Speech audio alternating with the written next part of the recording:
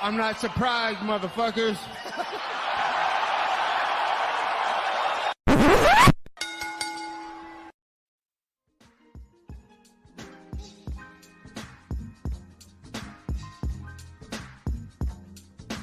What is up, ladies and gentlemen? Welcome back to the Courtside Soundoff podcast. Once again, I'm Josh Evanoff, as always welcomed by the one and only man of the hour, too sweet to be sour, future Jiu-Jitsu world champion, Angel Ortega. We got a lot of stuff on the docket today, boys. We got UFC Jacksonville to go over, UFC Vegas 76 coming down this weekend. Guys, it's Sean Strickland fight week. You got Strickland, you know what it is. We also got a lot of news. PFL stuff, a lot of controversy there. Floyd Mayweather potentially running it back with John Gotti. Elon Musk and Mark Zuckerberg are still pretending they're going to fight, and a whole lot more. Before we get into the news and the fights, we're brought to you by two sponsors of the show, Rogue Energy and ELYXR. Rogue Energy, code SOUNDOFF at checkout for 10% off. Fantastic sponsor of the show for a long time. Keep me fueled up, keep me going through my day. Whether you got the shaker bottle, whether you want to buy some individual cans, they got it, and you can get it for 10% off with code SOUNDOFF at checkout. Meanwhile, ELYXR.com, fantastic sponsor of the show. Relatively new one, obviously, but you know what? They're going to do the exact opposite of Rogue Energy. They're going to get you really high with their Delta 8, 9, and 10 products, as well as HHG, and a whole lot more. They got joints, gels, gummies, joint. Like, they got it all, man. And, you can also get it with code SOUNDOFF for 10% off. Last Saturday morning from the VyStar Memorial Arena in Jacksonville, Florida, Ilia Topuria. I mean, I said it on the show last week. I said, I think he's going to go out there and beat the fuck out of Josh Emmett. Whenever I said that, I did not think that meant a 50-44, a 49-45, and a 50-42 scorecard. Ladies and gentlemen, it was one of the most lopsided fights, not just in promotional history, but in MMA history. Ilia Topuria defeats Josh Emmett. I mean, I don't know what you can really say about this fight. I mean, it was not competitive from the word go. I mean, Ilia Topuria had him looking like a Walking Dead zombie out there, bro. I mean, it was... You're a villain, Josh. You caused Josh Emmett's downfall. I caused Josh Emmett's downfall? You cursed him, dude. I don't know what fucking voodoo magic you did. I mean, granted, I picked Ilia, but still. Yeah, I was going to say, this is not entirely on me. You also picked Ilia to win. I said he's going to beat the fuck out of him. I remember listening to it back and thinking like, oh, that's probably a bit too harsh. And then it was lopsided in a way worse fashion than I thought was even possible. I mean, going into this one, you're kind of like, maybe he'll get a title shot, maybe he won't. It just kind of depends on how the fight goes. Is there any way they can't give him a title shot after that? I mean, that was just... See, this is the issue, right? Because you know who you still got there? Fucking Max Holloway. Man, I mean, I get it. I fucking get it. The thing is the fact that Max is still there. You know what I mean? Mm-hmm. Max has beaten everybody to give it to him after Volk. He's beat Yair, who's the interim champ. He's beat Brian Ortega, who's ranked below him, number 3. He's beat Arnold Allen, ranked number 4. He hasn't fought Josh Emmett, but he doesn't have to. He's beat Calvin Kattar, number 7. He's about to fight fucking a Korean zombie, ranked number 8, and probably win that. He's beating the guys below him now at this point. You know what I mean? Mm-hmm. As well. I get the elite one just for the sake, but I've heard people say I feel like a Brian Ortega match isn't out of question. Even a Max Holloway match isn't out of question. Or even a straight title shot, but I'm just like, I don't know. The featherweight division is in a weird spot right there at the top, Josh, because you got Brian Ortega coming off an injury. You have Arnold Allen falling short to Max. But you have Ilia right there, and it's like there's no one for Ilia to just take on and propel him forward. Because Josh Emmett's a really good win, but Josh Emmett's coming off the interim fight loss against Yair. Mm-hmm. Yeah, I mean, looking at the lay of the land, so to speak, within the division, you brought up Max. I don't see. I mean, Ilia's next for the title. The only question to me is. I don't want to jinx it, Angel. You just blame me for Ilia nearly murdering Josh Emmett on Saturday. But I mean, I don't want to start throwing it out there already. But like, I see Ilia Topuria versus Alexander Volkanovski because I'm just bringing it up because obviously we have the fight going on next month. We're actually only less than 2 weeks out, I believe, from Volkanovski's return against Yair Rodriguez at UFC 290, but. He said with a win, he's probably going to go up to lightweight, dude. I mean, What? And then at that point, Ilia Topuria, who the fuck would he fight for the vacant title? I mean, this Max Holloway, Ilia Topuria vacant title in Spain. Exactly. Yeah. I mean, for Ilia, I don't think there's an avenue where he does not get a huge fight next. I think no matter what happens, and there's a lot of unknowns, he's going to be in the title picture. Oh yeah, he's in the conversation now for sure. It's just a bit of what happens here in a week, right? Because what if Yair fucking shocks the world, you know? Mm-hmm. Which he very well could do. He could. I think Yair. I mean, Volkanovski himself said he's probably the toughest challenge in my title reign. Because he's never fought anybody. Who else was like Yair that he's ever fought? Nobody. Had that range, had the kickability he does. And especially as evolved, right? And it's been gone from the game. And even though there's tape, it's like, I don't even think we've seen everything in Yair's arsenal still. Because how many years was he away from fighting? Dealing with all his self shit. I don't remember all the top of my head, but he was definitely gone for a while. It was almost pushing 2 years, right? I could pull it up right now, man. He was out of there for it might be over 2 years, yeah. Over 2 years he was out of action. And in that time, he talked about how he trained and grew and developed and got better. I mean, I don't know. Maybe I think there's still stuff we haven't seen. So it makes me wonder. It's like, dude, if there's someone who could surprise us, there's someone who could catch Volk. Not even catch him. You just maybe you just put on a stellar performance. Maybe I think that guy could be Yair. He's certainly not going to be easy. He definitely won't go down easily. So we'll find out. Obviously, we're talking about that fight, and that fight's next week. But to kind of bring it back into Topuria, Josh, on the Josh Emmett side, to give Josh Emmett some credit, man, I like that in the 5th round he really did try to go for it. But it just, and I think even in late in the 4th, he even had some moments. But it was just like, man, where was this like 4 rounds ago? Yeah. And obviously, you don't want to take your risk, but it's like, you know, to give credit to Ilia Topuria, I mean, he showed dude, for 26 years old, by the way. 26, 27, 26 years old, somewhere around there, dude. Fucking insanity, right? That he's this good. But you saw how good he was everywhere in the fight. His management of the fight. His calmness. And kind of like, the whole time, he seemed to know what he wanted to do. You know what I mean? Mm-hmm. Like, he was completely aware of everything going on. There was never like a hesitation. He knew what choices he wanted to make and what he was going to do every single time in each situation he was put in. Yeah, I mean, here's what I'll go ahead and say about Ilia Topuria in regard to this fight. You mentioned like where was that a couple of rounds ago? In regards to that 5th round, I think that was only because Ilia Topuria pretty much took his foot off the gas. I think Topuria, he's a guy that, like, I don't want to jinx it. I'm afraid of jinxing it, right? Because I do this a couple times, and like sometimes it works out, and other times guys instantly lose.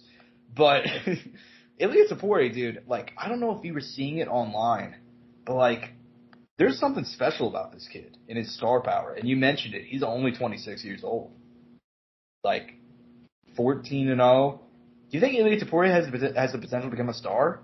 Because I don't know if you saw the reaction on Saturday, but it seems like this kid is like a legitimate star in the making. Yeah, no, I mean, definitely the fan base he brings, all the Spanish fans. I mean, shit, Sergio Ramos was in the building, which is like football/soccer royalty. I mean, just that in of itself means a lot, dude. I mean, that's like, to put it in comparison, I think the way somebody explained it, that's if Tom Brady, LeBron James, Kevin Durant, Chris Paul, Steph Curry were all in the building if we used only their Instagram followers. Yeah. Yeah, I mean, that's kind of the main reason why I brought that up, because I know, like, I'll be honest, I had heard the name, couldn't tell you where, like, you know, by the way, I out of a crowd. Before you make the point, before you say what you're about to do, I saw a lot of people saying, you know, maybe American fans don't know who he is or whatever it is. I don't think it's actually American fans. I think it's just fight fans don't know who he is. Yeah, I mean, I'll go ahead. More than anything, because I think fight fans, if you're a fight guy mainly, or if you probably only watch fights. There's not a lot of people who watch more outside of fights at least from other people that I've talked to who watch MMA or boxing or whatever, or, you know, maybe Muay Thai or BJJ if you want to be a fucking hipster, right? But Yeah, no, I think it's just mainly it's fight fans don't know what he is. I don't think it's necessarily American fans don't know who he is.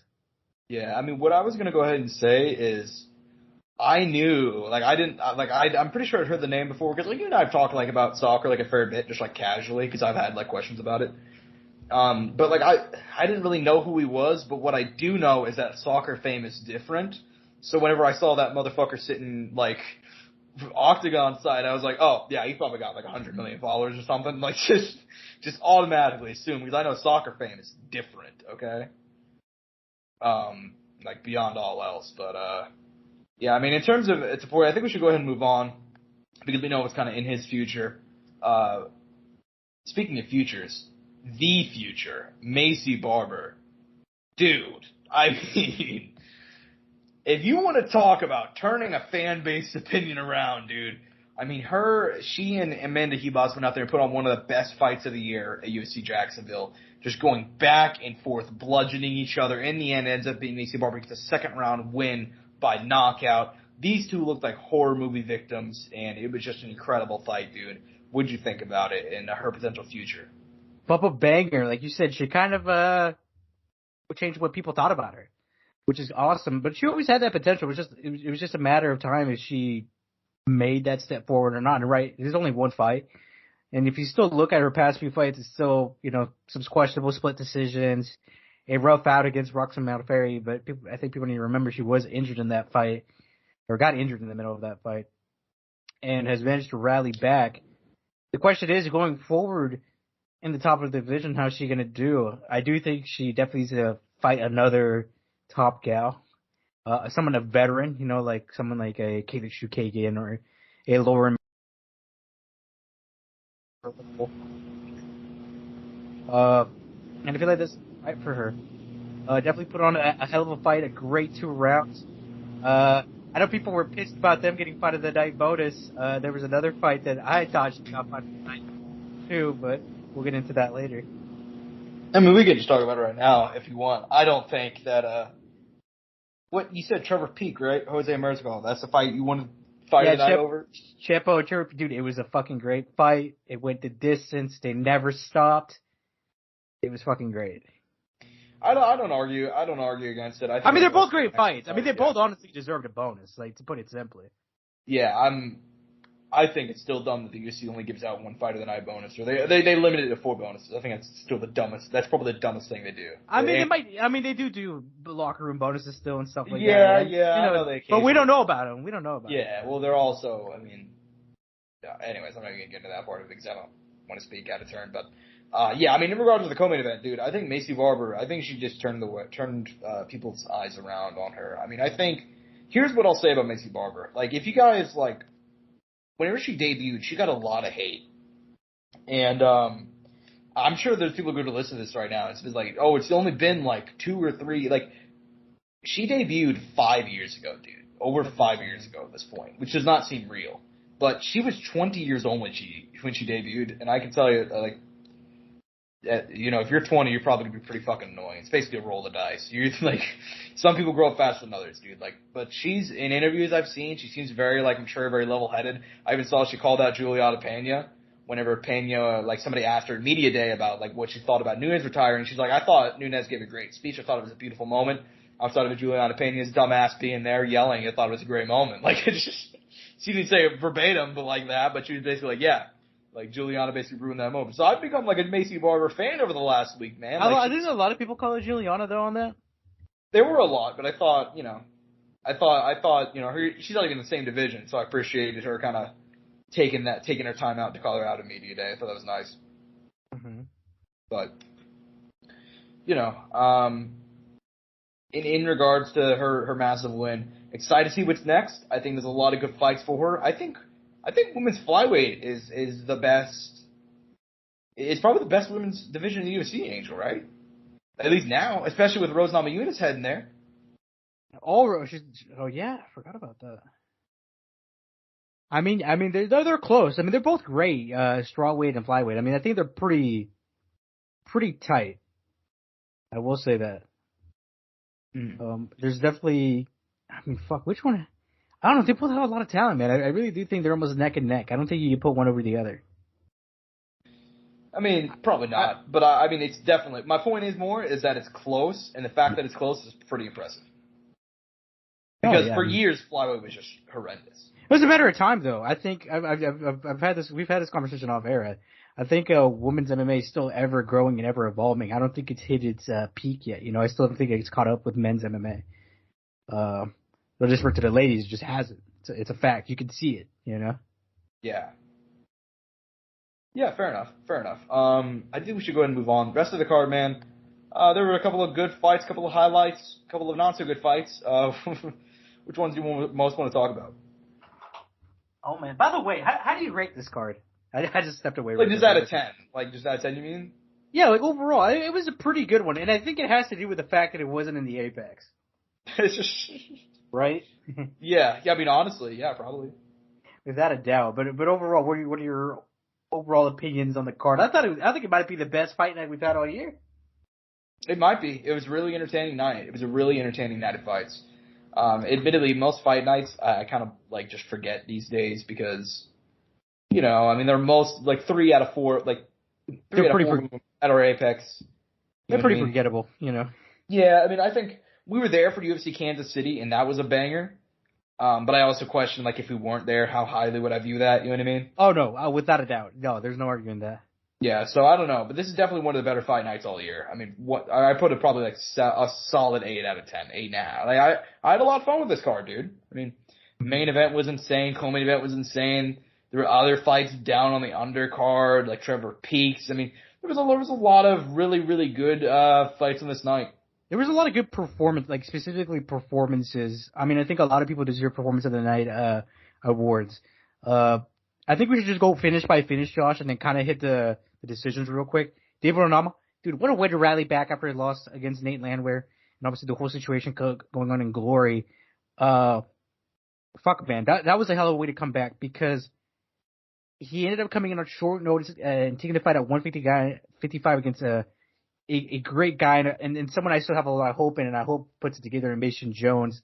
Obviously, a Cage Warriors grown talent, and he's kind of been on the down.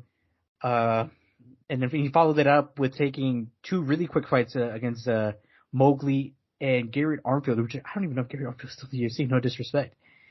And then he took like a 1 month, and I don't know what the notice was on it, fight against Nate Landwehr. Looked early on, but Nate the train don't stop.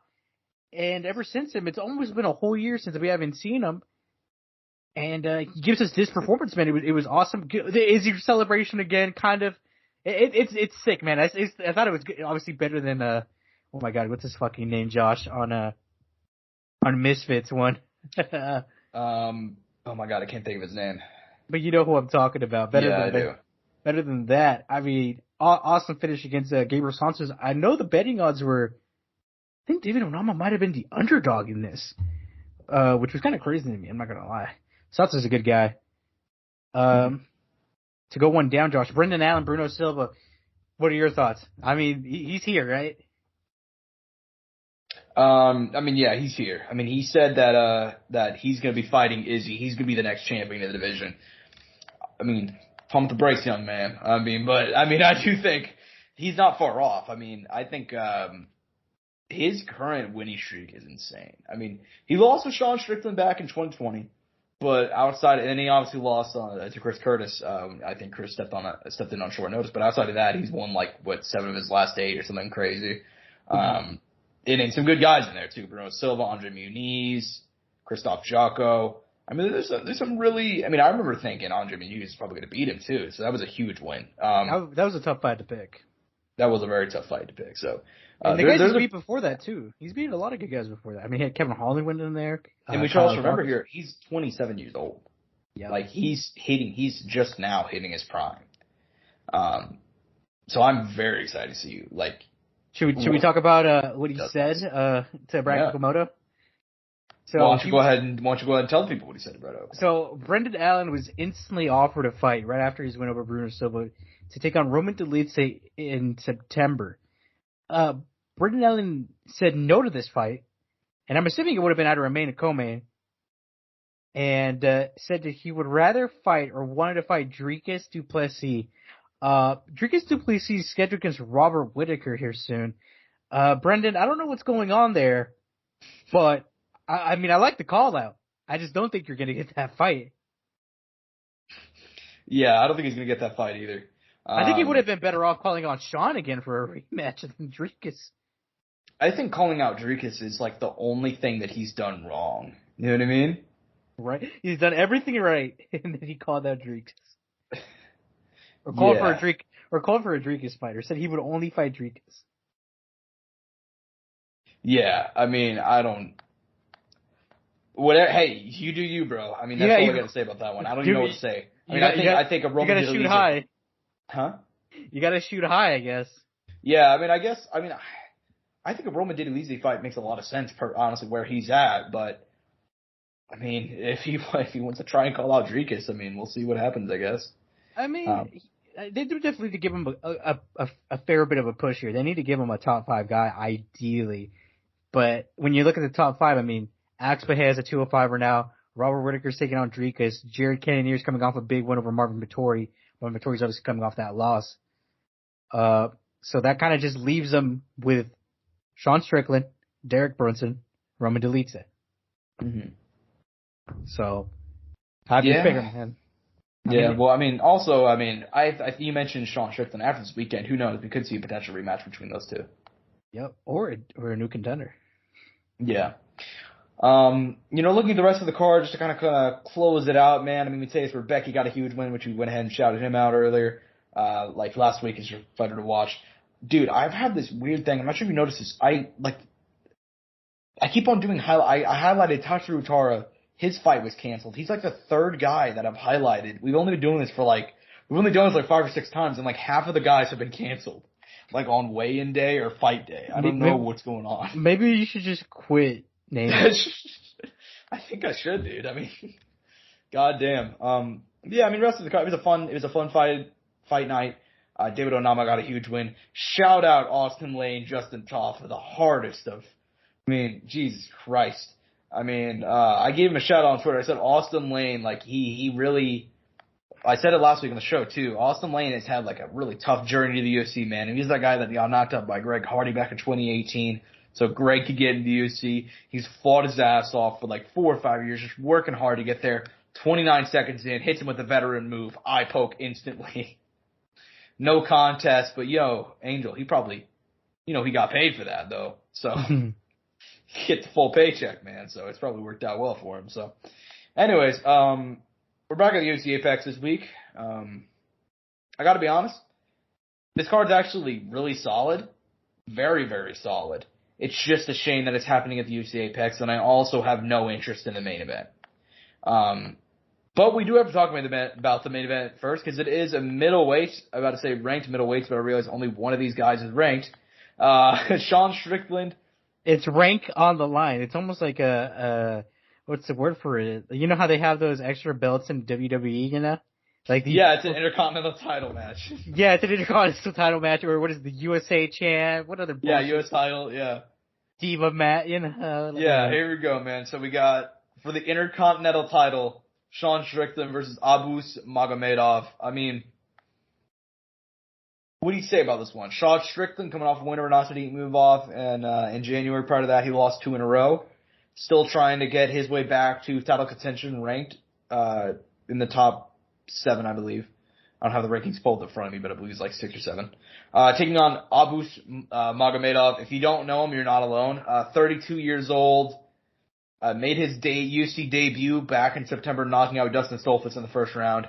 Outside of that, he has fought in KSW. He's fought in PFL, a recognizable name if you kind of keep your eye on like smaller tier promotions, but still getting a ranked guy is pretty bizarre. What do you think, man? This fight doesn't really have any buzz on social media. It's kind of a really weird one. What do you think about it? I mean, it will get buzz when Sean starts talking, right? Later this week.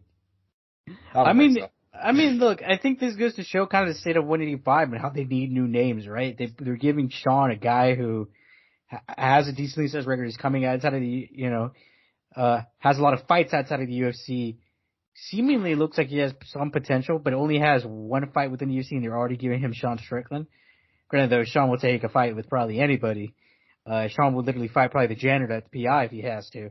I'm sure if they offered him that, they could do it. Yeah, exactly. That's why Sean Strickland always has a fight book, dude. If his opponent falls out, you can just go out in the crowd and get somebody. He doesn't care. Right? And he'll fucking fight him, dude. Fuck, dude. He's using guys on the street as fucking sparring partners, dude. Exactly. There you go. But regardless, I mean, like I said, this just goes to show how they want to like get some new blood in 185. And look, obviously has some potential. He throws some great kicks down the middle. He has some great kicks in general, like that he throws from all the different spots. A very lengthy, rangy type of stand-up. Sean obviously great in the boxing range. Has wrestling that's in the arsenal, but hasn't really ever gone to it or fully needed to. Curious if maybe he does here or he gets pushed to use it. Doubtful. But it'd be fun to see Sean do something a little different than just walk forward, get in boxing range, and take some steps back and find his rhythm. But something, you got to give credit to Sean though, because once he does find his rhythm, he gets going. Josh, he'll put a beating on someone. He really does get flowing. It's almost like it's not really. And I mean, it makes sense, but it's almost if he's hitting the punching bag. He's completely comfortable. Yeah, you're right. He starts not getting hit at all, and defensively he could be sound when he wants to be. But I mean, I think everybody's kind of really riding the Sean train because we have a complete unknown and a guy who only has one fight in the UFC but has a big record. But fuck, we've seen this before, guy. We have a guy who has a lot of fights out of the UFC, and they give him someone, maybe a ranked guy or just someone who has a lot of experience within the UFC, and they just lay a fucking goose egg, Mm-hmm. Going into I'm not gonna lie to you, Josh. Before we started the pod, I sat down. I was listening to all my podcasts. I was looking at Topology and doing my whole thing and watching breakdowns. And for a moment there, I was like, something. Maybe I should pick Obvious Magomed. But I'm like, I'm gonna pick Sean Strickland. So I'm gonna take Sean Strickland this week. I'm gonna get him to get the dub. Because man, Josh, I just want to see that fucking Sean Strickland title shot. I don't even think it's not even about him winning it. It's just more or less that fucking build up with Izzy and the constant back and forth that fight week and him on fucking Embedded and all this shit they would have to censor. And by the way, my Twitter's already flowing with Sean Strickland shit, dude. Oh yeah, I mean, we already saw kind of what the build up was going to be like whenever they were at the press conference together and they were going back and forth, and it was fucking hilarious. Killed me, dude. I'm not gonna lose to a guy who jerks off to cartoons. Yeah, just because, dude, Sean Strickland and Izzy are just polar opposite personalities. Like, I just love seeing people like that interact in life in general. It doesn't matter. It doesn't matter where. It doesn't have to be fighting. Like, I just love seeing people of completely different personalities clash. It's so funny. I'm on the same page with you. I think Sean Strickland's gonna go out there and probably outpoint him. I mean, I like Abu Ismagomedov, but I've never been that impressed with him, which is why I was very surprised that they gave him this fight. I mean, he's not bad. Don't get me wrong. Like he's a value. I'm glad they signed him. He's a valuable guy to add to 185. I think he could be a nice depth guy over time, but I don't think he's a top 5 guy. And unless he catches Sean early, I don't think he'll get him out of there either. And he could. So I'm gonna. What were you saying? And he could do that. He could absolutely do that. I just don't think he will, personally. I am going to go ahead and take Sean to get the win, though, likely via decision. Co-main event, Damir Ismagulov, ranked lightweight, coming off a loss to Arman Sarukian. But still, I mean, 24-2, one of the greatest prospects. I'd say, not prospects, but one of the better guys in the lower ranked end of the lightweight division, taking on an actual prospect, 29 years young, still just hitting his prime, Grant Dawson, 19-1-1. You've talked about this kid in the past. I know you're very high on him. You think he has a very bright future. So do I. But he's taking on a bad man at Damir Ismagulov on Saturday night. Do you think this is the right fight for him? Do you think he'll be able to pull off the win?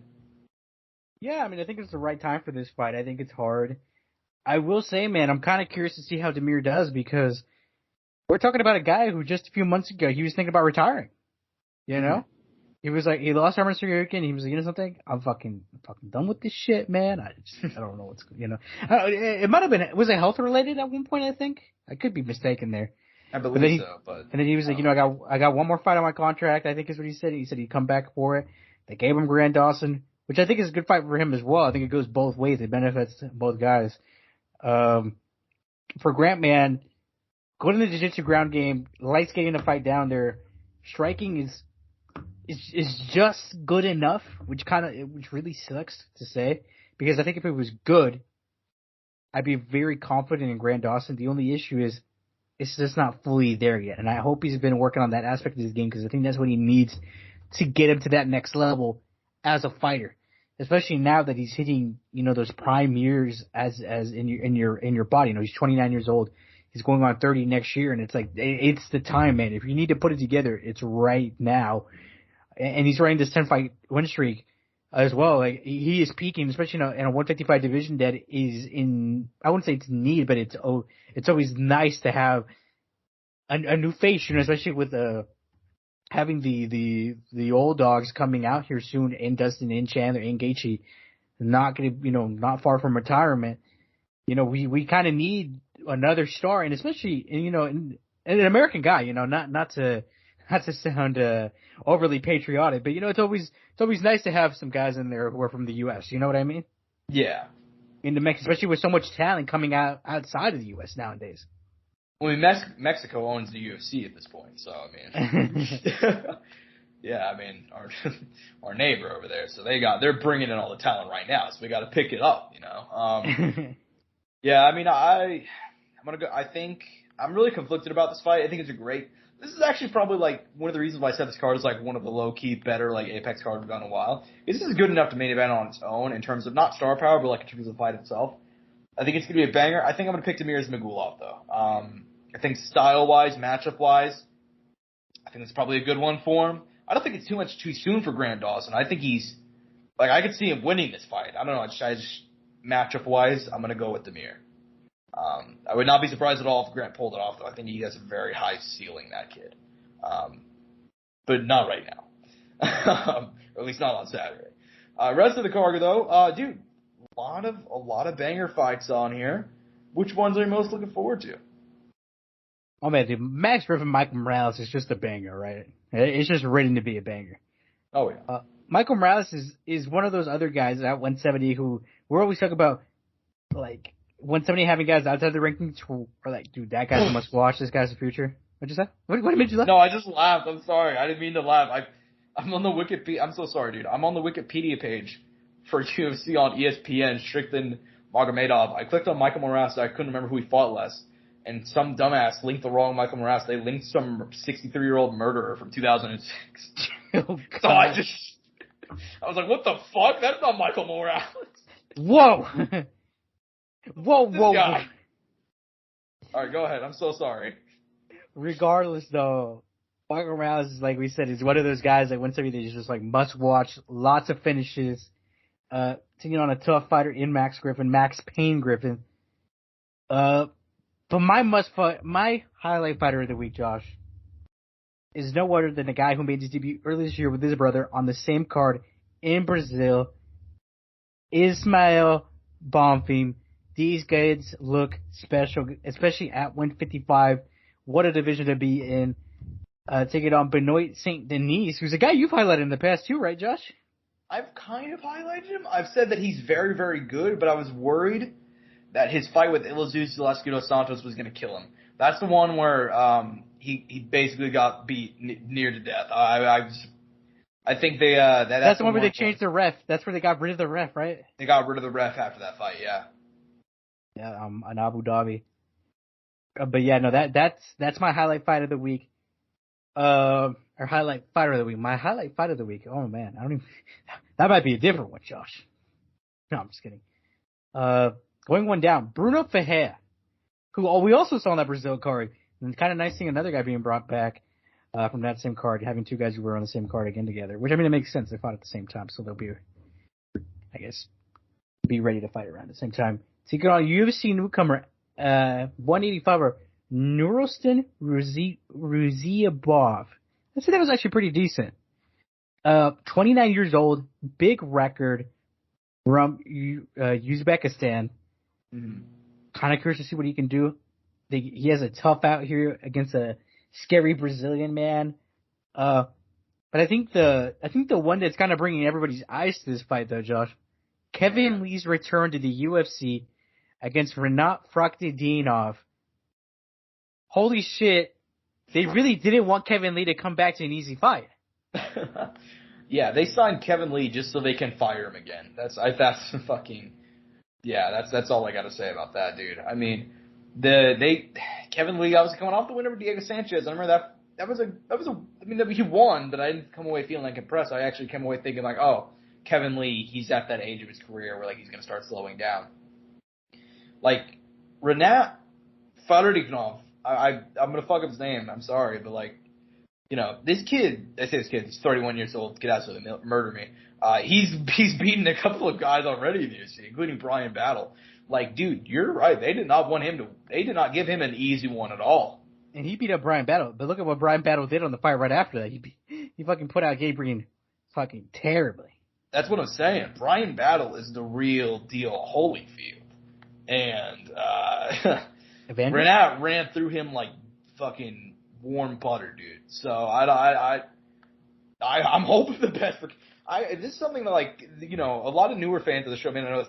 I've been like a long time Kevin Lee nut hugger. I just got to go ahead and admit it. You know, like we got like on the show and like people who listen to this right now. I'm sure you've got like your boys, like guys that just like no matter what, you're ride or die with that guy. Kevin Lee was one of those guys for me.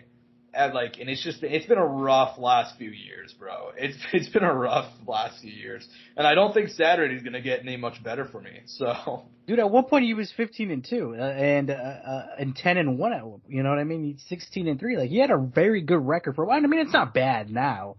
Well, no. I mean, he took that fight against Tony Ferguson. I remember thinking like, all right, this is gonna be the one that exposes him, because I was actually I was not a big fan of him up until that point because he had just beaten Chiesa in OKC in my home state, and that fight was controversial because Chiesa didn't tap and they didn't overturn it. So I was like going into that fight, I was like, oh dude, Tony Ferguson is about to fraud check this guy right now. And instead, oh my god. I just looked at that card, by the way. Dude, there's so many people on this card who are not in the UFC anymore. 216? No, talking about the Michael Chiesa card, dude. Okay. Dude, the co-main's literally Tim Bosch versus Johnny Hendricks. Yeah, I mean, you can go back and look at a lot of those fights. It's actually just really sad. I can't look at most of these cards without getting sad because, like, that's kind of when I became like a diehard fan, like 2014 to like 2016, 2017, around that era. Like, most of those guys are gone, and they're not even gone because they need to be gone. They're just gone because the UFC wants them to be gone in a lot of cases. So it's just kind of sad, but I'm speaking in general. I don't know who's on that card, but I wasn't BJ Penn and Dennis Seaver on that card. Yes. Yeah, I think BJ even knocked him down in the first round. I was like, oh my god, he's finally gonna win another fight, you know? Like, fuck. Didn't go that way. But yeah, they kind of close out. Kevin Lee coming back. I hope the best for him. Does not look well. My lock of the week is Joe Anderson Brito. This is my fighter to watch. It's kind of cheating to have him as the fighter to watch, because he's already fought a couple times in the UFC, but he is 2-1. He's very, very good. He's taking on Weston Wilson. And I don't want to say this fight's a lock, but I will say that Joe Anderson Brito is a heavy favorite, and if you want easy money, just throw your money on him this weekend. I mean, rest of the card, dude. Yana Santos is back, taking on Kara Hossa. Alexander Romanov taking on Blagoy Ivanov. Loser leaves, right? It's got to be. You think so? I mean, even Romanov's only on 2, though. Romanov has lost 2, but you got to think about the fashion in which he lost that fight to Volkov. See, that was embarrassing, dude. But you know, that was an exciting finish for Volkov, and if someone else could do that in an exciting fashion. I see what you're saying now. I see what you're saying. Okay, you might be right from that point of view. I'm a villain, aren't I? Yeah, good for you. Anyways, I mean, rest of the card, I mean, I think we highlighted just about everybody that's major on this one. It should be a fun night of fights. I'm excited for it. I wish I weren't at the Apex, but hey, I mean, fuck, what are you going to do, you know? By the way, I just realized Gurum's on this card. His last fight was against Amir, and Gurum's opening up the fucking card. I remember that fight, too, because I watched it on my way home in the car. It was a bad fight, too. Was that fight in the morning? Is that why I remember it? Yeah, because it was Josh McCallicator. Was it on ABC? I could be fucking wrong. I don't know. It wasn't. What the fuck did I feel like I remember that fight so well? For some reason, I felt like that was an early fight. Like, it happened in the morning. I don't know why. Mm-hmm. I could be wrong. I don't know. I mean, speaking of morning cards, why was this card in Florida at like 11 a.m.? Do we know? Especially in Florida. Yeah, I thought I was bugging when I woke up and I saw that the fight card was on. I was like, what? It even started at 11. It started at 10:30 our fucking time. That's crazy. Dude, didn't even like finish early. Like I could have sworn that shit ended like at I felt like it ended at 3 or 4. I swear to God it didn't, or maybe it ended at 5. I don't remember. Or maybe because it ended at 5 and I'm so used to them starting at 5, it threw me off. Yeah. I remember the rest of the day just felt weird to me because I'm like, damn, it's already over. Yeah. Yeah, I don't know, man. It was that was a weird decision. But Angel, speaking of weird decisions. My segues have been on point today. I hope everybody's pointing that out. Oh my God, you're so fucking cool, dude. I mean, I had the future, which led into Macy Barber. I mean, come on, Angel. You got to give me some credit every once in a while. I mean, oh man. Jokes aside, we got to go ahead and hit some news, man. We got a fair bit of it this week. We're going to start with PFL 6. There was a couple of noteworthy things that happened this night.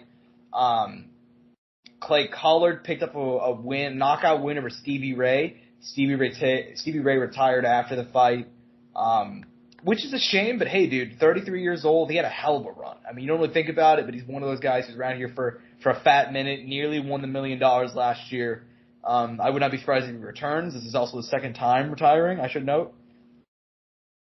But also, that means Cassius Clay Collard is going to go ahead and move on to the tournament, so it is what it is.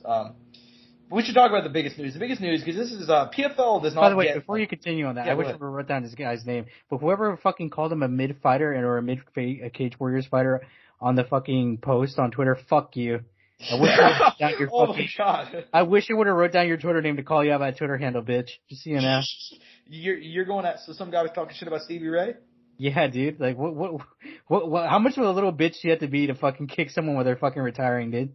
Yeah, was it like a fighter or like a fan? No, dude, listen to where I said it came from. It came from fucking Twitter, Josh. Who do you think it was? Of course it was a fucking fan. I guess you're right, yeah. I mean, MMA fans aren't exactly the nicest, man. Yeah, that's disappointing. I didn't even know that happened, but we can, I mean, shout out Stevie Ray. Hell of a career, man. Hey, round of applause from here at the Courtside Soundoff. Sorry, I just really wanted to do that, dude, because it pissed me off so much when I saw it, dude, and I was like, dude, this guy could literally go fuck himself. Yeah, that sounds about right. But, anyways, man. PFL 6 on the prelims. I'm not really sure how to set this up. There were these two guys, Natan Schultz and Raush Mafio. They are both Brazilians. They are close friends. In fact, they are the godfathers of each other's children. So, they are in the lightweight division, and if you're aware of the PFL's rules, obviously they have to fight in a tournament format. However, that is whenever it's actually the tournament. Up until then, the PFL does match make these fights. These two needed to fight. I believe, didn't they both have their playoff spots already secured? Correct me if I'm wrong, Angel. I wish I could remember, because this would be very important, but I know at least one of them was making it through or was in a pretty good spot to make it through. Yeah. So, okay, yeah, it was one of them was going to make it through.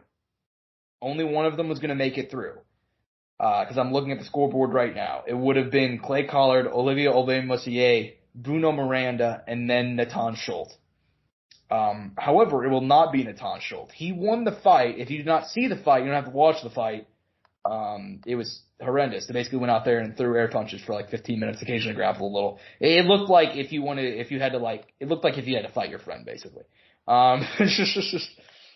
So they basically went out there and tried to not fight each other. And the PFL, in response, removed Natan Schultz from the tournament and inserted Shane Burgos, who was the next runner-up.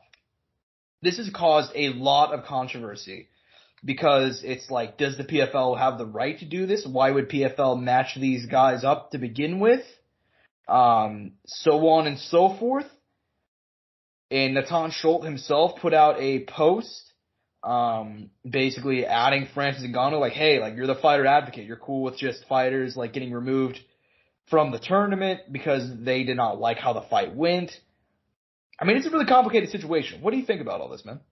There's a light side to it. I don't think there's one specific answer that's correct, if I'm being honest, because obviously as friends at the typical spot. And I don't know, I don't know if these guys could have contested for this fight not to happen or something, or come upon agreement.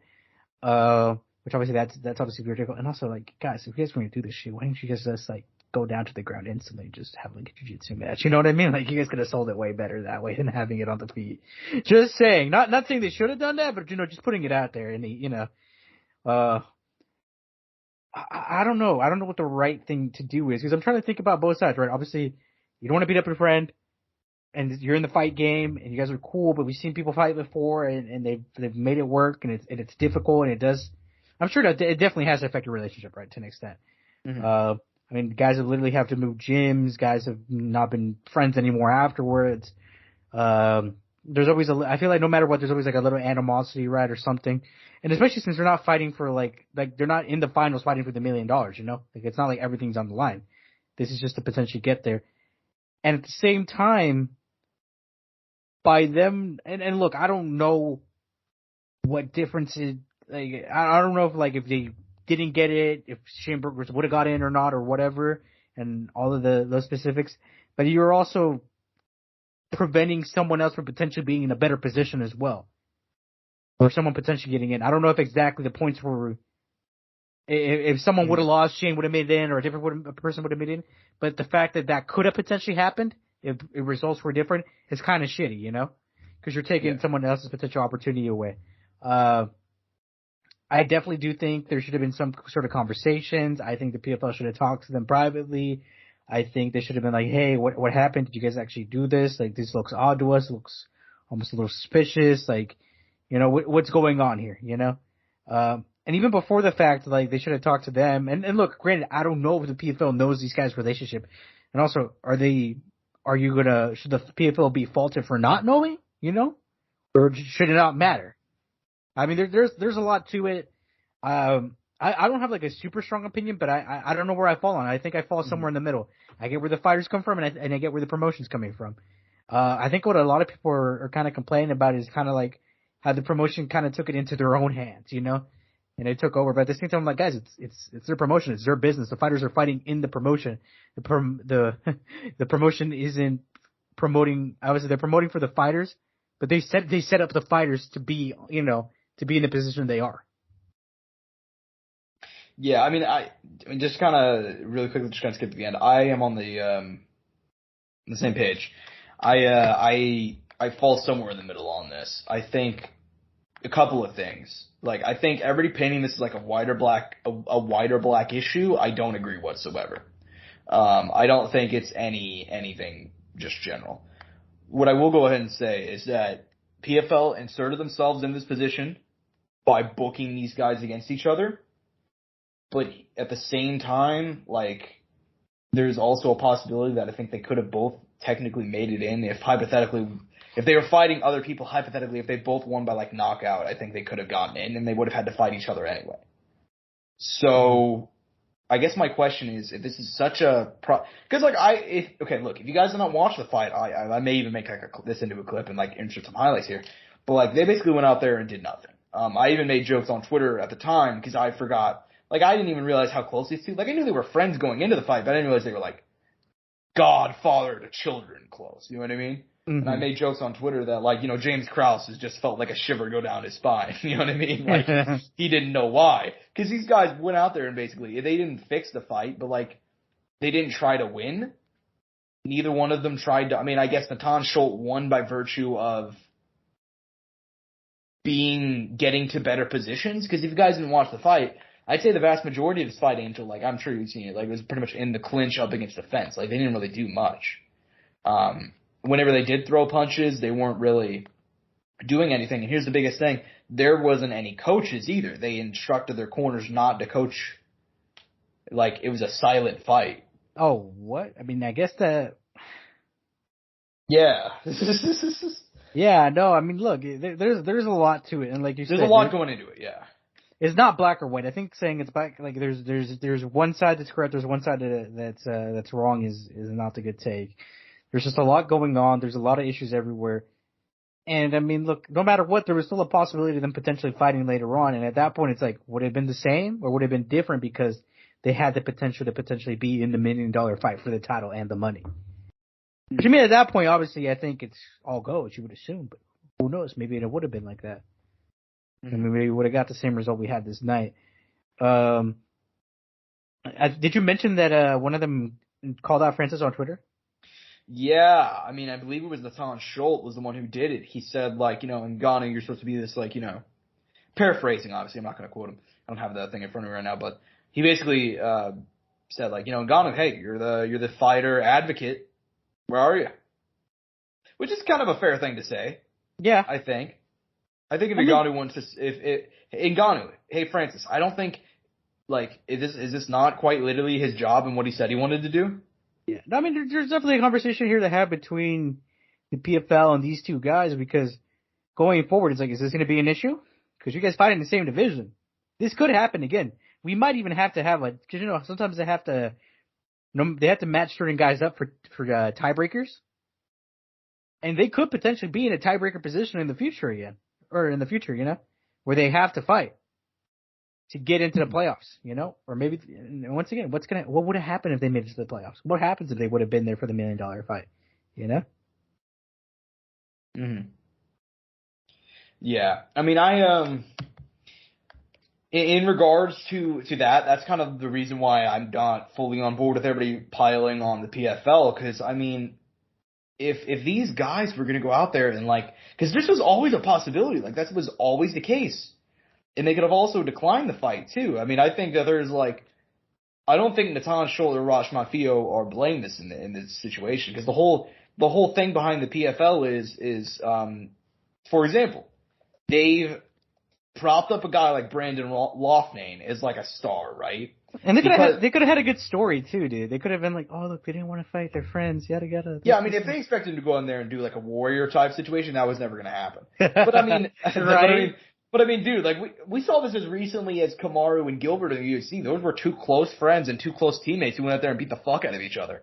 I'm not saying that's what's always going to happen, but I'm saying that these guys going out there and not even trying, that is still kind of your job. I mean, I know that's a shitty industry, but also, why isn't one of you guys in a different division then? Why isn't one of you guys in welterweight? If they were going to do this, they could have gone about it much better. You know what I mean? They could have hit it a lot better in the fight. they could have been like, okay. Yeah, I mean, they didn't. That's the thing is I think there's a lot of people who are talking about it who have not even seen the fight. I was watching the fight live, thinking like I said, I forgot. I knew these guys were friends, but I didn't know how close they were, and I was like, oh, so they're not even gonna try and fight. They didn't even go out there and they threw I mean, I don't know if I can find the PFL stats on it, but it was there was basically nothing that happened in there. I mean, I remember going to the scorecards. I'm like, who are they even gonna fucking dude, it was so bad. Josh, it was so bad that PFL Smart Cage actually fucking malfunctioned. Well, that's the problem, Angel, is if they would have talked to that fucking Smart Cage, this never would have happened. The Smart Cage would have stopped this from going down to begin with. Fuck, maybe, dude. I don't know. They should have used AI, right? The AI could have saved this. I'm trying to find the stats on it right now, actually. PFL Smart Cage did have stats from the fight, thankfully. Oh my god, you guys actually want to do it? Yes, so hold on, Angel. We actually can find this in real time, boy. Jesus. Yeah, Raush Manfio versus Natan Schultz. They threw a combined 66 punches through 15... Hold on, let me rephrase. Natan Schultz threw 66 punches through 15 minutes. Raush Manfio threw 63. 2 for 6 on takedowns was Natan Schultz. Manfio went for 0. Yeah, I mean, a combined 120 punches across 15 minutes is, that's rough. I mean, we've seen lower. We've seen lower, but the thing is that they only landed, I believe, actually, I just closed out of the page, but I can pull it right back up. I believe they only landed about a third of those punches. Less than a third of those punches. And also, I would assume these guys average a lot more than that. Yeah, and that's another part of it, too. Because I've seen those fuckers fight, dude. I know they did. Yeah, well, that's kind of my point. It's it'd be one thing if they went out there and admittedly gave less effort, which I would understand, but there were a combined 32 punches landed throughout 15 minutes. But that's about roughly 2 punches a minute, dude. Shit, I mean, Shane Burgos is happy right now, though, and so is the PFL, kind of. I mean, obviously they didn't want this to happen, but it kind of ended up working out for them because Shane Burgos gets to be in the tournament now. Yeah, and that's partially I'm seeing some people like, oh, but like they're risking it all for Shane Burgos. They're just doing that because they signed Shane Burgos to a big deal, and like I understand that point of view, but I also It kind of just worked out. Shane Burgos doesn't make it Floyd Mayweather money for PFL guys. I mean, let's be honest here. Like they would have much rather had. Like, who are some of that? They would have much rather had Anthony Pettis come in and wreck shop. You know what I mean? Like, there are guys who have been bigger free agents than Shane Burgos. I don't think they did it for Shane Burgos. I think they did it because that fight sucked and they were upset. Yeah. The PFL has been in the limelight a lot recently, though, Josh. I mean, we're talking about the Pet issues, Francis Ngannou, Jake Paul, Clarissa Shields. I mean, the PFL has been in the conversation in 2023 a lot. Yeah, they have. They've been linked to Bellator. Yeah, not all good things, but they're in the news a lot recently. Yeah, I mean, Kayla Harrison, even up until early in the year, where she was in the sign. There was a lot going on there, and there still is a lot going on. Regardless, I mean, I don't know. Do you have anything else you want to add, or should we move on? Yeah, we should probably go ahead and move on. Well, the last thing is, like I said, I fall somewhere in the middle. What's the phrase? Like half dozen one, six the other, something like that. I don't really have too many deep opinions on it. I think it's gonna be interesting to see how it plays out, though. I think the story's not done yet. But by the way, did you see the interview with Oliver Mercer right afterwards, where one of the media members asked him about the fight? He said that was weird. He was like that was weird. He's like, I'm not saying anything, but that what do you guys think? He actually. And dude, by the way, when you said that, and it's funny because I referenced it, I thought of the Jose Mourinho meme again. If you know, by the way, if you know, you know. If not, look it up.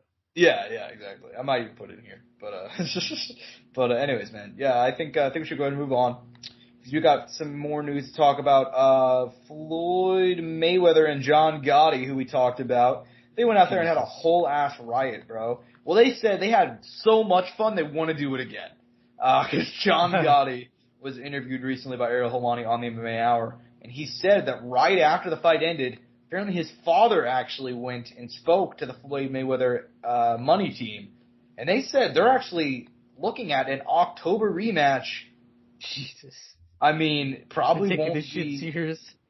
Yeah, I mean, he said he's going to knock him out this time. I mean, are you down for this, Angel? Floyd went from having exhibitions to now actually having a full-on fight. You know something? I'm actually interested now, because it's actually a fight now. Yeah, you weren't down with Floyd's exhibitions like Aaron Chalmers and like Deji and stuff, but like John Gotti, you're down? Well, now because John Gotti actually, there's actually some beef now. There's actually some story. You know what I mean? Yeah. There's some substance there now. You know what I mean? Yeah. That's absolutely the only reason why. Yeah, I mean, I don't know if it's going to be a.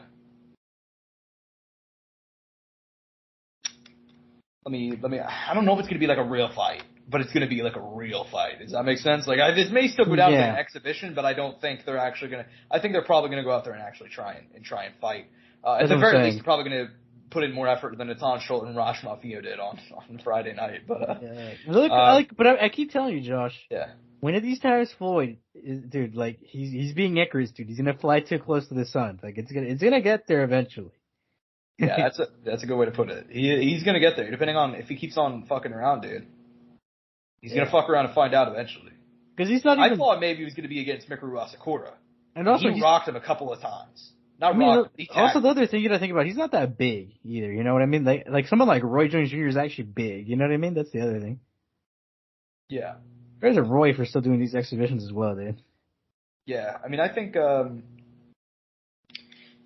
think Floyd Mayweather, John Gotti. I'll watch it. I think I'm intrigued to see if it's actual real fight or if it's an exhibition. I'm intrigued to see if it actually comes to fruition or if that wasn't just Floyd and his team, just sending feelers out there fucking with them. Floyd's supposed to keep his name in the limelight, so we'll see if this actually does happen. But, I mean, I thought John Gotti said it pretty well. He said that, we were everywhere, and Floyd's a businessman, so I know that he doesn't like me, but he sees money. So, I could see it happening for that reason.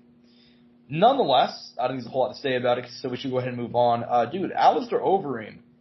What do you think Alistair Overeem is cooking right now? Because Alistair Overeem, some pictures came out of him recently. He just fought in last October, defeated Badr Hari in their trilogy Over in Glory. And we haven't seen him since then. He got popped for being on the Sazul, but you know what happens to the best of us. Dude, new picture come out of him. He looks skinny as hell. He showed up the Ryzen 43, which was like... Why was he there? Do you know? No, I don't know. I think he was just there as a guest he's friends with the owner. Sakura Yabara. He's friends with Sakura Yabara, so that's why he was there, but... Yeah, I mean, do you think Overeem's heading back down to light heavyweight? I'm seeing a lot of speculation about it. Maybe that's why he's doing it. Maybe he's getting prepared for something. You know what I mean? I mean, remember when one announced that they were going to do that open weight Muay Thai tournament? I mean, maybe he's getting ready for that. Yeah, I remember that being a thing at the time, and there was some talk, but we haven't heard anything since then, so I don't know. He might be getting ready for something. Regardless, I mean, he got in trouble for being on the sauce, so maybe that's why he's kind of like holding off. But I'm sure we might. And shit, I mean, 6 months we might see Overeem again. He might look like fucking Francis. That's true. He might look like the Demolition Man again. Yeah, I don't know, man. He looked like fucking. I thought I was tripping, man. Like he looked like Pride Overeem out there. I mean, did Overeem said he's still gonna compete? I mean, or maybe he's just gonna like fuck it. He said he's still down. Yeah, he said he's still gonna fight. He said he's got a couple more fights left in him. He's 43. Respect. He's 43. I mean, he's not that old at the heavyweight division. I mean, he's old, but like Arlovski's 2 years older and still in the UFC. So I mean, like. And got wins too there for a bit. So there you go. Yeah, I mean, he just turned 43 too, just a couple weeks ago. So Overeem, shout out to him. We'll see what he does next. Off topic, I mentioned he was at Ryzen 43. Did you see any of Ryzen 43, by the way?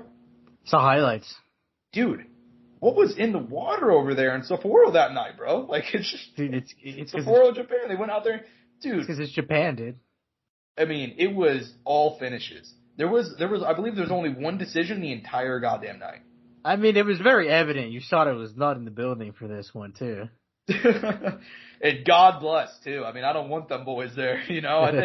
I think if USADA agent steps foot in Japan, their foot's catch on fire. It's like going into church, you know what I mean? It's like a sinner goes into church, catch on fire, that meme, you know? Jesus. It's like if USADA agent tries to go to Japan. If you guys have not seen Rise of 43, I do gotta shout it out, dude. I mean, I watched highlights of that the next day. I was like, holy shit. Like, there was something in the water over there in Japan, man. Something in the water that night. Just all finishes except for one fight, bro. Absolutely insane. Shout out Ryzen. They've kind of fallen down below a lot of other, you know, big promotions right now. But, like, they still have, like, a couple of fun guys. They still pack numbers, I'm sure, locally, though, right? Like, they're still big over there, I imagine. To an extent. I mean, they were, like, for example, they were at the Memorial Ice Arena, which holds 10,000 people in Sapporo, Japan. But I do know for their big cards, they still, like, I think they still do the Tokyo Dome. Really? When they were in Saitama, they fucking filled that shit up, though, last time. Yeah, they also do Saitama, too, so... Yeah, they still run big arenas. I feel like if they get names and stuff rolling, they do very well. Yeah, but I meant more like in terms of like the overall like MMA, like I guess like fan base, how they're viewed. It seems like they've kind of fallen off a little bit. I mean, it's hard though, but they got their market though. I think that's why they're still around. I agree, and yeah, I think it was a banger card. So I hope you guys go check it out. At least check out the highlights at the very least. Next up on the docket, dude, hey, we made jokes about it, but now we actually have to talk about it because it might actually happen. So we made some jokes that Mark Zuckerberg and Elon Musk were going to fight last week because that had come out like mid-podcast, like they just started going back and forth. And we were making jokes about like, oh, you know, Elon Musk finally found his balls and yada yada. So I guess Dana White, who said he hates gimmick fights. Dana's really anti-gimmick fights. Now he wants to do Mark Zuckerberg versus Elon Musk in the UFC. This is not, Dana has already made a t-shirt, which you know that means it's official. Shout out to Zuffa Boxing. But nonetheless, he said he's going to try and do it. I'm not even going to ask if you're into it. I will ask you on a curve. On a 1 to 10 curve, what's your interest level out of 10? Like a 7.5 and it like an 8. Really? Yeah. You're actually reasonably, like, you'll actually watch this. I'm just curious to see how they do, bro. I'm curious to see what you do if you do just put these two dudes who literally have some of the richest men on the planet with unlimited funds, unlimited training, unlimited access to medical stuff too, and see what they can do. Dude, Mark, like have you seen those edits online? I don't know why people do them, but it's like whenever like they make like Trump or Elon Musk like jacked or whatever. Yeah. Like those funny memes. I would see that happen actually in real life. Like Elon Musk shows up like at Alistair Overeem size. Shredded out of his mind. Tan too, you know? Well, I saw, so I guess weight class don't matter because Dana gave an interview where he confirmed that like it's going to be an exhibition and they're not open weight. Yes, that's actually what he said. What is it called? Yeah. But didn't Dana say that he was going to hold a meeting with both of them, like legitimately? Like I could have sworn I saw a headline like that, like Dana. So that's from BJPenn.com. During an interview with the Pat McAfee show, he's like, "Yeah, I got to go hop on a video call with Elon Musk in about 5 minutes about this fight." So I guess he's actually meeting with them. I mean, look, I'd like to joke about it. I like to meme on it. I mean, I'll watch it. I'm not gonna lie. I mean, I'll definitely watch it. But by the way, what could Dana pay these fucks? You know what I mean? Like, I do think it's definitely kind of like. I mean, yeah, that's kind of the thing. Like, if they're gonna do this, they're gonna do this just because they want to do this. Yeah, that's what I was thinking. It'd be cool if they did it for charity. Not gonna lie, I think that'd be awesome. That would be cool. But I mean, do you think Elon Musk or Mark Zuckerberg care about charity? No, the thing is, fuck you money, dude. They don't need the fucking money they're gonna get from this year. Well, will probably be a pay-per-view. Yeah, well, apparently that's what they said. They said it will be a pay-per-view. UFC 300.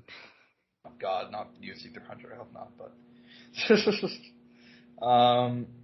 yeah, man. I mean, just to kind of my final thoughts on it. I'll watch it. I do think that it is it's definitely wild. I think that I'll watch it. That's all I can say. I do think there's multiverse, dude. I think there are some people that are.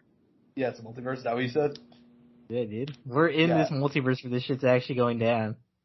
I think, like, somewhere along the line. Like, I've always said, like, everyone talks about 2016 being a crazy year. I'm telling you, it was 2015 when the fucking Royals won the World Series. The Royals have had 2 winning seasons my entire lifetime. My entire time that I've been alive. They've had 2 winning seasons. One of them, they won the World Series. That was 2015, Angel. Nothing has been normal since. Just saying. I don't gotta get into it, but you know the big ones.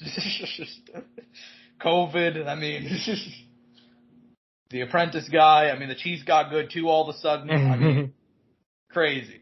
Messi won a World Cup. Connor boxed Floyd. Connor boxed Floyd, Elon Musk, Mark Zuckerberg. I mean, I think about that all the time. Does anybody else do that? Like, you just sit, like, just think for a minute, like, of all the fucking universes I could be born into, like, this is the one? Like, this crazy ass. Ronda into WWE. Yeah, just tons of weird shit. One last thing. Question. Elon Musk versus Mark Zuckerberg. Instead of doing that, I think we should do Elon Musk and Mark Zuckerberg versus CM Punk and Fight Circus. Jesus. Maybe even add in Logan Paul and make it a fatal 4-way fight. Maybe just like a free-for-all, right? Yeah, fuck it. Maybe you throw JJ in there too, just for shits and giggles.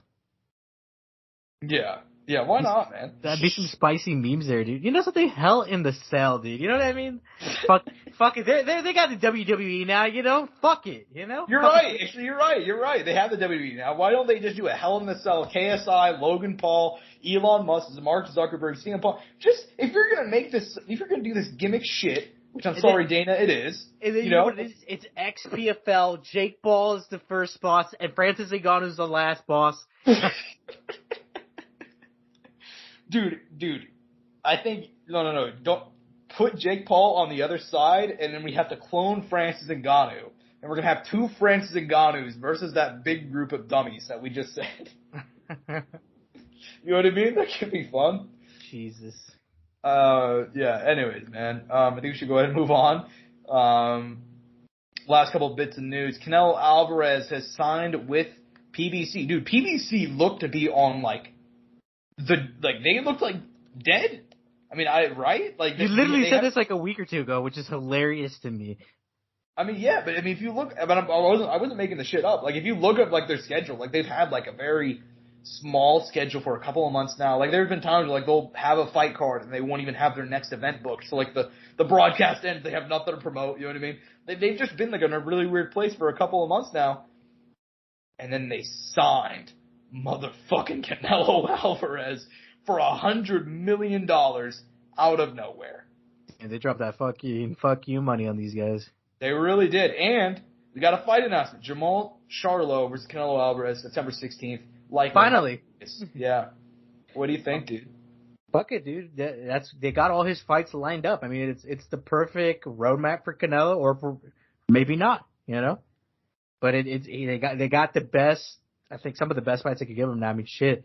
He went from fucking potentially fighting Badu Chak right now to actually fighting someone in Charlotte that you'd actually be interested in, you know, or boxing fans would actually be interested in. Mm-hmm.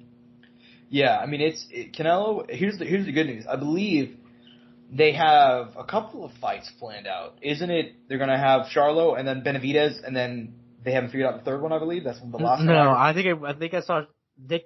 I don't think it's official, but they think of a potential lineup of Charlo, Andrade, Benavidez, and maybe Earl Spence Jr. Oh man, if they get Errol, that'd be crazy. But I mean, I don't think that fight would even be competitive. But honestly, just be a size difference. But you know, I mean, shit, it all. Who knows? Are you down with the Caleb Plant rematch potentially? I'd watch that somewhere down the line. I don't think that fight will ever happen again. Really, you don't give a fuck? Nope. It's a banger because Caleb's tough, but no. Yeah, you're probably right. Yeah, dude. This is the right move. Shout out, you know. By the way, random as fuck. Yeah. Random as fuck right now. You know Adam Kawinaki lost over the weekend? You probably don't even know. I did know that. Yeah, it was what was it, fourth in a row? Dude, was it like an upset too? Like potentially. Yeah, he's lost like 4 fights in a row. I thought he was gonna beat the guy, but never. I mean, shit. That's how that went. Regardless, back to. Yeah, I mean, my kind of like closing thoughts on it. I mean, I don't got too much left to add. I mean, I think that this is probably the right move for Canelo Alvarez. I think. I mean, it's he's gonna make a lot of money from this deal. I think that he's at a stage right now where he can pretty much let me rephrase. Promoters don't go to Canelo Alvarez. Like, Canelo Alvarez goes to them. Like, I guarantee you this was not a situation where, like, PBC came up with, like, $100 million. I think Canelo Alvarez probably went to him like, hey, I want to fight these guys. What's the best offer you can give me? Because, I mean, he's a short-term free agent now. He controls his own destiny. And there's a lot of guys in boxing that are not willing to take that risk of just, like, constantly jumping from promoter to promoter to promoter. But he's doing it, dude. He's his own man. You got to give him props for that. Mm-hmm. But, so shout out to Canelo Alvarez. Last bit of news. Admittedly, it's a depressing one, but it's one that we have to talk about. So, over the last week, I want to set the stage better. I've been seeing a lot of support coming from the MMA community. Obviously, Chael Sonnen was the first one, I believe, to announce this. Bellator fighter, Chris Leonconi, has been hospitalized in the ICU after a cardiac event happened while he was training at the gym. His wife also has been providing updates on social media. He was set to take on James Gallagher at Bellator 298 in August, who obviously James Gallagher is a pretty big name. That's going to be the biggest fight of his career. His family has set up a GoFundMe page, which has already raised over $31,000, which we will also link. Oh man, it went up. That's awesome. Yeah, of course, it is awesome. And videos have come out, and obviously it's a terrible situation, but all we can really do is send best wishes to Chris, Sunshine, the Sony. Terrible situation, man. I mean, what do you think? And kind of thoughts? It's a sad situation, man. Obviously, I don't want to get into so much into the medical situation and all that without having the proper information at this time. But I mean, you can go on Twitter and look for yourself. His wife seems to be by his side now officially, and they're she's able to make physical contact with him now. It's just heartbreaking, man, because he's a kid. If you go on his Instagram, you see a picture of him with his boy. I don't know if he has more than one, but I mean, it just kind of opens up how life can be, man, and the realities of this stuff. Like Josh said, we'll be linking the GoFundMe. Anything helps, guys. I had this conversation with Josh earlier because You know, we always wish we could give more, but like I told him, dude, if every person who liked that post gave $1, you know, that's this much. If every person who liked that post gave $2, it'd be this much, and so on and so forth. So believe me, if you can only give $1, $2, $4, $5, it does make a difference. So, especially right now with all the stuff that I'm sure they're gonna need a lot of help financially right now, and you know, they need our help, and you know, the MMA community's been there, and anytime anything happens like this, and we've seen in the past was, I think, Stevie Ray, and we had I can't remember, the one female fighter who needed money for training and traveling. That was like over a year and a half ago or 2 years ago now. It's been quite some time. I mean, we've done it time and time again, so we'll do it again, and we'll help this family as well. Yeah, I mean, the MMA community at times, I mean, we called out a guy earlier for talking shit on Stevie Ray. The MMA community at times falters, but it's also times still like fuck this. you to that guy. Yeah, man. I mean, we have some bad guys, but it's times like this that the MMA community generally comes together because it's one of our own. I mean, Chris Leasoni, loved by a lot of people in this community, and if you have anything to give, please, you know, go to the GoFundMe. A lot of love to him, and a lot of love to his family and his wife and his son. I mean, they've been having to provide updates I can't even imagine. That just shows the fragility of life, man. By the way, I just found the guy's name, Ank, I-E-P, Ank. It's literally A-N-K-I, capital I-E-P-I-C-K, pick. Fuck you. Yeah, tell him. Anyways, man, yeah, I think what a great way to end it, dude. Hope you guys enjoyed the show. I am at Josh Evanoff on Twitter. He is at Angel Ortega 01 at Courtside Soundoff for all things related to the show. Shout out to everybody who has supported us from YouTube to TikTok to Instagram to Facebook to everything. We appreciate and love every single one of you. Thank all of you guys for love and support, and we'll keep on making content. Hope you guys enjoy it. Peace and butt grease. Mouse click.